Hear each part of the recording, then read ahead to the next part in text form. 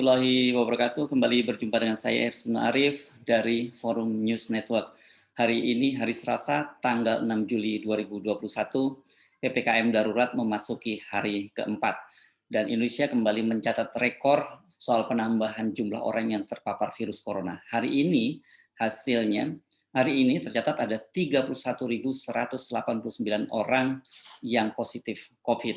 Jumlah ini meningkat tinggi dibandingkan hari kemarin, hari Senin, yakni sebanyak 29.475 orang. Kemarin itu rekor tertinggi sepanjang kita pandemi sejak bulan Maret tahun 2020 dan hari ini mencatat rekor baru lagi. Tidak tertutup kemungkinan angkanya akan terus meningkat semacam ini karena perlu dicatat bahwa angka positif ini hanya didapat dari mereka yang melakukan tes PCR. Artinya ini yang terdeteksi. Padahal banyak sekali kan orang-orang yang kemungkinan besar terpapar COVID tetapi tidak melakukan tes PCR. Jadi jumlahnya sangat besar. Perlu saya ingatkan, jadi sangat hati-hati, sangat waspada karena situasinya semakin memburuk. Pemerintah memang sejak hari Sabtu lalu sudah melakukan pengetatan. Di Jakarta misalnya beberapa pintu masuk ke Jakarta sudah diblokade oleh petugas keamanan dan terpaksa terjadi kemacetan dan antrian baru. Ini juga potensi kerumunan baru yang bisa menjadi klaster baru dari COVID.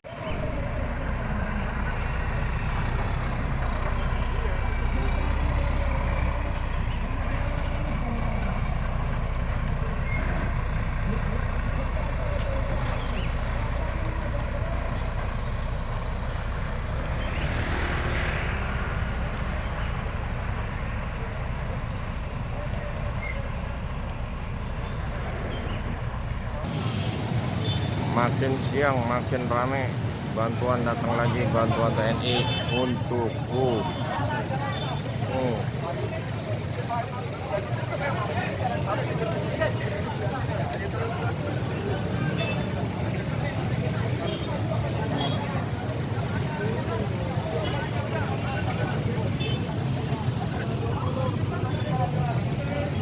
katanya nggak boleh berkerumun, malah berkerumun.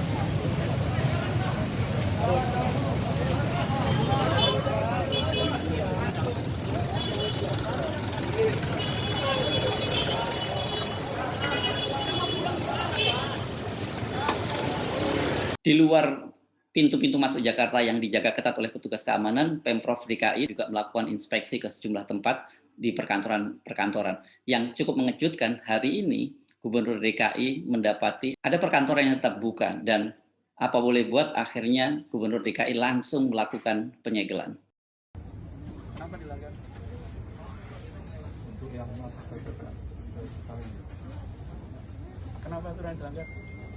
Bapak tahu Kenapa dilanggar? Mereka ikut aturan perusahaan, bukan? Iya, Perusahaannya menyuruh masuk. iya 25%. Ini 20% enggak? Iya Pak, dari total ini kebetulan HRD mana Pak? Berapa orang di sini? Di lantai Di ruangan ini berapa? Lantai 42 sih Pak, data yang masuk ke HRD ada 42 orang. Bukan data. Tiap hari kita nguburin orang, Pak. Bapak ambil tanggung jawab.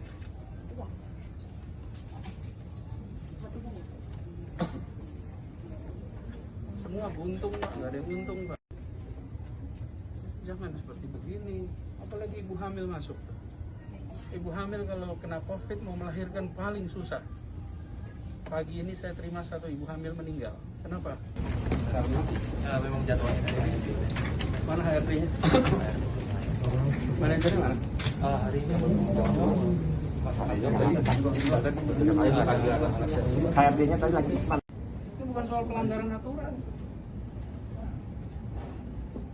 Nama ibu siapa? Diana. Ibu Diana dan perusahaan ibu tidak bertanggung jawab. Ibu, ini bukan soal untung rugi, ini soal nyawa, ya. Kita ini mau nyelamatin nyawa orang. Dan orang-orang seperti ibu ini yang egois. Pokoknya semua ini pekerja-pekerja ikut aja. Kenapa? Karena orang-orang tidak peduli seperti ini. Sekarang tutup kantornya dan langsung nanti akan diproses. Dan katakan pada semua, pulang. taati aturan. Mengerti?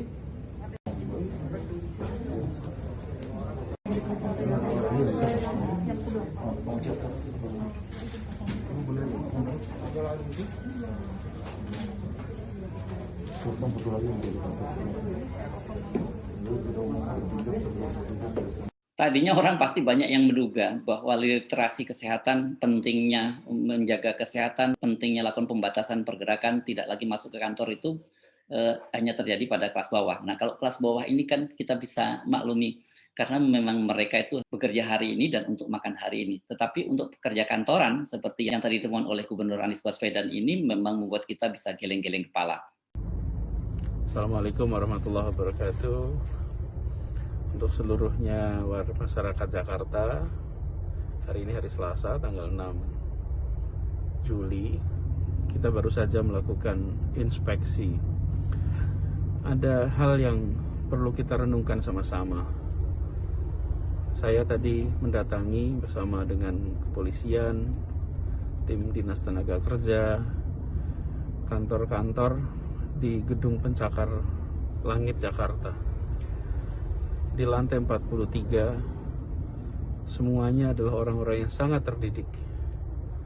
Dan kantornya bukan kantor yang termasuk esensial, bukan termasuk kritikal, tetapi semua tetap bekerja. Bukan saja melanggar peraturan, tapi tidak memikirkan keselamatan. Ada ibu hamil tetap bekerja. Saya sampai tegur tadi manajer human resource-nya. Seorang ibu yang menjadi manajer HRD, saya katakan harusnya seorang ibu lebih sensitif, melindungi perempuan, melindungi ibu hamil. Tidak seharusnya mereka berangkat bekerja seperti ini. Kalau terpapar, komplikasinya tinggi. Dan pelanggaran yang dilakukan bukan sekedar pelanggaran atas peraturan yang dibuat oleh pemerintah, tapi ini adalah pelanggaran atas tanggung jawab kemanusiaan. Di Jakarta kasus baru 10.000. Kita memakamkan lebih dari 300 orang sehari. Itu semua adalah saudara-saudara kita. Itu semua adalah ayah, ibu, kakak, adik dari kita semua. Karena itu saya minta kepada semuanya, jangan tiru yang terjadi barusan kita lihat. Lantainya 43, isinya orang-orang terdidik, dan beramai-ramai mereka melanggar aturan, beramai-ramai mereka mengambil langkah tidak bertanggung jawab. Saya sampaikan pada manajernya tadi, bahwa buat aturan untuk melindungi pegawainya, dan pemilik-pemiliknya harus bertanggung jawab. Jangan pemiliknya berlindung di rumah, isolasi di rumah, sebuah langkah yang benar, tapi pekerjanya disuruh berangkat kerja. Pekerjanya disuruh untuk setiap hari ambil risiko. Itu adalah pemilik-pemilik perusahaan yang tidak bertanggung jawab. Tadi saya sampai minta wajahnya diambil itu, country manager, ambil fotonya, tunjukkan namanya. Ini adalah orang-orang yang tidak bertanggung jawab. Orang-orang yang memilih untuk membuat karyawannya ambil resiko. Tadi langsung kantornya suruh tutup, semua karyawan harus pulang, dan langsung diproses hukum. Termasuk dari kepolisian akan memproses secara pidana. Karena mereka melanggar undang-undang wabah. Jadi saya minta kepada semua, mari ambil sikap tanggung jawab. Ini bukan sekedar soal peraturan, bukan sekedar soal pasal. Ini adalah soal melindungi sesama, melindungi saudara-saudara kita, melindungi anak buah kita, melindungi pekerja yang bekerja untuk perusahaan kita. Ambil sikap tanggung jawab itu. Buat para orang tua, buat anak-anak, tanyakan pada ayah, pada ibu, apakah sektornya sektor esensial atau kritikal. Buat kakek, nenek, tanyakan pada anak-anaknya. Ini pada pergi pekerja sektor esensial, kritikal atau tidak? Kalau tidak, ambil sikap tanggung jawab. Dan bila Anda menemukan tempat Anda bekerja bukan sektor esensial, bukan sektor kritikal, laporkan. Lewat apa? Aplikasi Jaki. Dengan aplikasi Jaki itu, maka Anda bisa laporkan dan nama Anda tidak muncul. Anda akan terlindungi identitasnya. Lalu segera kita akan melakukan tindakan untuk menegakkan aturan. Tadi ada yang tanya, apakah akan dihukum seberat-beratnya? Saya katakan, hukuman itu bukan untuk memuaskan perasaan kita. Hukuman itu adalah untuk menegakkan peraturan. Jadi bukan menghukum sepuas-puasnya, tapi menghukum sesuai dengan ketentuan perundangan. Ini adalah negara hukum. Ini adalah negara yang diatur dengan tata aturan hukum. Karena itu ketika memberikan sanksi bukan untuk memuaskan hati, tapi memberikan sanksi untuk menegakkan aturan.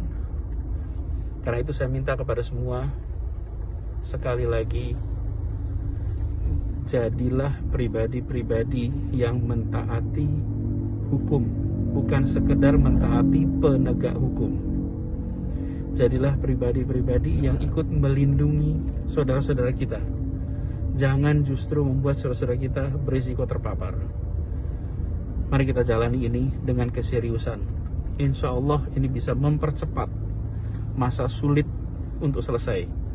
Masa sulit ini segera bisa cepat selesai kalau kita sama-sama bekerja dengan baik, kolektif, disiplin untuk menjaga keselamatan, mengurangi interaksi. Itu aja dulu. Salam untuk semuanya. Assalamualaikum warahmatullahi wabarakatuh. Saudara-saudaraku sekalian, COVID itu sudah berada di depan mata kita. Bahkan sejak kemarin saya sudah menyatakan kalau dulu jatuhnya korban COVID ini hanya kita baca di media dan kita menonton di televisi, sekarang ini COVID sudah langsung di depan mata kita. Banyak sekali keluarga kita sendiri, teman-teman kita sendiri yang terkena COVID, dan banyak di antara mereka juga yang sudah meninggal dunia. Jadi memang betul-betul ini tidak boleh main-main. Kesadaran kita untuk menjaga pergerakan itu sangat penting. Tapi juga kita perlu menyadari banyak sekali orang yang ingin sebenarnya tetap bertahan di rumah, tidak perlu keluar rumah. Tapi persoalannya kan kebutuhan mereka sehari-hari tetap harus dipenuhi. Dan seperti kita ketahui, pemerintah melakukan PPKM darurat, bukan lockdown. Jadi PPKM darurat ini prakteknya seperti lockdown, tetapi tanggung jawab dari pemerintah, yakni menjamin kehidupan sehari-hari warganya, termasuk juga ternaknya, tidak dilakukan. Inilah saya kira yang menjadi dilematis. Di satu sisi pemerintah kita sadari harus bertindak tegas untuk melakukan pembatasan-pembatasan. Di satu sisi ada problem keseharian yang memang harus dipenuhi oleh warga kita. Karena itu saya kira kita perlu mengevaluasi PPKM darurat selama 2 pekan ini, apakah berhasil, dan kalau tidak berhasil, apa penyebabnya. Saya kira mau tidak mau pemerintah kalau ternyata kalau selama 2 pekan ini tidak berhasil menekan angka COVID, mau tidak mau pemerintah harus melakukan pembatas PPKM darurat lagi. Tentu saja kita mengusulkan kalau ada pembatasan darurat lagi, harusnya semua kebutuhan dari warga dipenuhi. Dengan cara begitu pemerintah bisa bertindak tegas sekaligus bertanggung jawab terhadap kelangsungan kehidupan warga negaranya. Saya Harsun Arif, sampai jumpa. Assalamualaikum warahmatullahi wabarakatuh.